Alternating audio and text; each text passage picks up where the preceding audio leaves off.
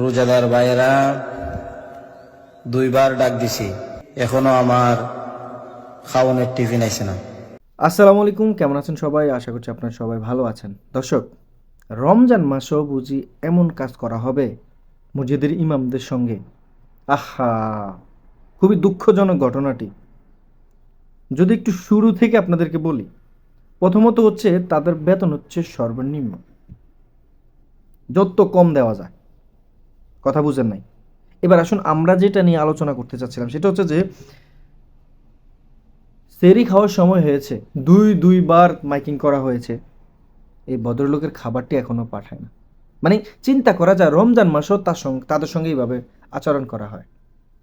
তখন তিনি শেষে এইটা বলে যে এখনই আজান দিয়ে দেব, তখন সবার খাবার বন্ধ হয়ে যাবে। ভাই, তারাও তো রোজা রাখবে না? মসজিদে আজান দেয়, তারা 5 ওয়াক্ত নামাজ পড়ায়, তাদের একটা পরিবার আছে না? তবে দিন শেষে শুধু এতটুকু বলতে হয় যে সব থেকে সুখী যদি মানুষগুলোর কথা বলা হয় না, মানে সব থেকে সুখী মানুষদের কথা যদি বলা হয় না, এরাই আছে। অল্প বেতনের চাকরি, কত টানা হেচড়া করে চলাফেরা, খাওয়া দাওয়া সব কিছু মিলিয়ে, কিন্তু দিন শেষে তারা আলহামদুলিল্লাহ ভালো আছে।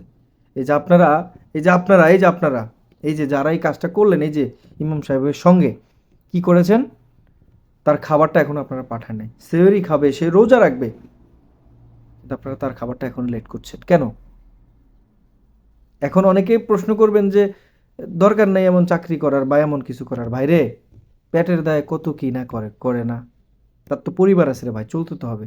রাগ অভিমান করলে কি লাভ হবে?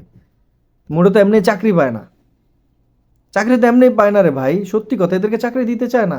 আর চাকরি দিতে গেলেও তাদেরকে মানে সর্বোচ্চ কম রেট, দাম যেটা, সেটা তাদেরকে দিতে হয় বেতন।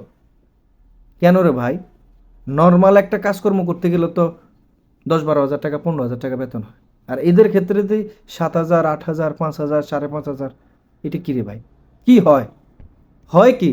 কিন্তু তারপরেও তারা আল্লাহর উপর ভরসা করে তারা চালিয়ে নেয়, চালায়, অনেক কষ্ট করে চলে রে ভাই। ছোট্ট একটা রুম দিয়ে দেয়, বুঝেন নাই মনে হয়? ছোট্ট ইমাম সাহেব, এই যে যারা মসজিদের খেজমত করে, যারা 5 ওয়াক্ত নামাজ পড়ে, তাদের ঘরগুলো দেখেন, মসজিদের পাশে তাদেরকে ছোট্ট করে একটা রুম করে দেওয়া হয়, ছোট্ট। দেখে আসবেন বিশ্বাস না হলে। এই হচ্ছে তাদের জীবন। কিন্তু তারা ধৈর্য ধরে অপেক্ষা করে এবং পরিশ্রমের যে ফলটা, সততা, ওইভাবেই তারা জীবন পরিচালনা করে। আর দিন শেষে তারাই সফলতা অর্জন করে। আল্লাহ সুবহানাহু ওয়া তাআলা তাদেরকে নেক হায়াত দান করুক। আল্লাহ সুবহানাহু ওয়া তাআলা তাদেরকে উত্তম রিজিক প্রতিদান করুক, যারা সত্যের পথে বাস্তবায়নের লক্ষ্যে তারা কাজ করে। আলহামদুলিল্লাহ, আল্লাহর বাণী তারা প্রচার করেন। তবে কে বা কাহারা এই যে মসজিদ ইমামের সঙ্গে যে কাজটা করেছেন, আপনারা সেরি নিজেরা খাচ্ছেন, কিন্তু ওই লোকটা যে খেয়ে আছে না খেয়ে আছে তার কথা আপনাদের মনে নাই, ভুলে গেছেন। সে মাইকিং করছে, তার সেরিটা এখনও পাঠায় নাই, কিন্তু সে রোজা রাখবে। খুবই দুঃখজনক ঘটনাটা, খুবই খারাপ লেগেছে। দর্শক, ভিডিওটা বেশি বেশি করে শেয়ার করবেন। যারা এখনও চ্যানেলটিকে সাবস্ক্রাইব করেননি, অবশ্যই সাবস্ক্রাইব করে সঙ্গেই থাকবেন। ইনশাআল্লাহ দেখা হচ্ছে নতুন কোনো ভিডিওতে।